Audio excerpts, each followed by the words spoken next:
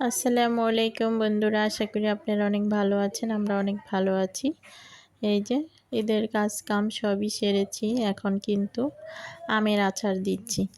কাঁচা আম কিন্তু বেশি দিন আর থাকবে না, অল্প দিনেই শেষ হয়ে যাবে। তার জন্য এই যে তেলের আচারটা দিয়ে রাখতেছি। অনেক দিন খাওয়া যাবে এই তেলের আচারটা।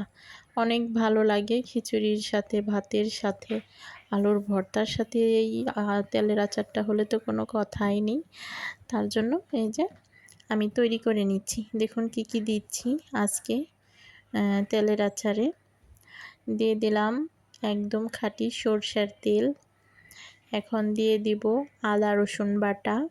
আদা রসুন বাটা পরিমাণ মতো আমি 2 চামচের মতো দিয়ে দিয়েছি। আর এখানে সরষে নিয়েছি কিছুটা, পরিমাণ মতো নিয়েছি, যতটুকু লাগে পরিমাণ করে নিয়েছি। এখন এখানে আদা বাটা সরষে বাটা দিয়ে দিলাম। তারপরে দিব হলুদ গুঁড়ো, মরিচ গুঁড়ো, সবটাই দিয়ে দিচ্ছি। হলুদ, মরিচ গুঁড়ো, জিরা গুঁড়ো, একদম মাংসের মধ্যে যেভাবে রান্না করা হয় হলুদ মরিচ সব কিছু দিয়ে, অথবা শুধু খালি সরষেটা বাদ মাংসের সাথে। এই হলো তেলের আচারটা, এভাবেই দেওয়া হয়।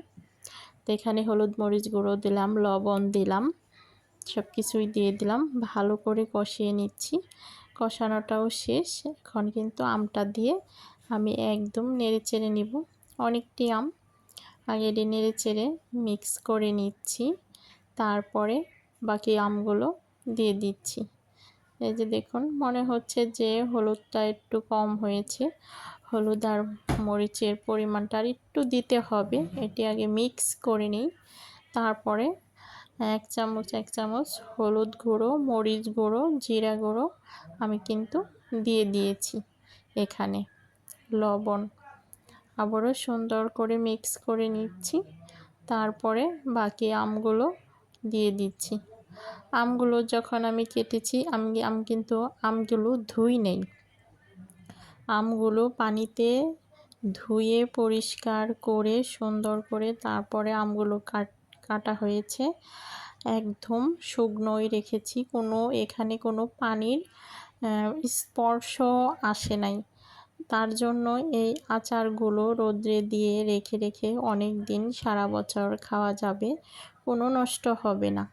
এই যে দেখুন, সরষের তেল দিয়েছি পরিমাণ মতো। তারপরে হওয়ার পরে একদম বয়রমে ভরে রেখে ডোবা তেলে রেখে দিব সারা বছরের জন্য। দেখতে পাচ্ছেন।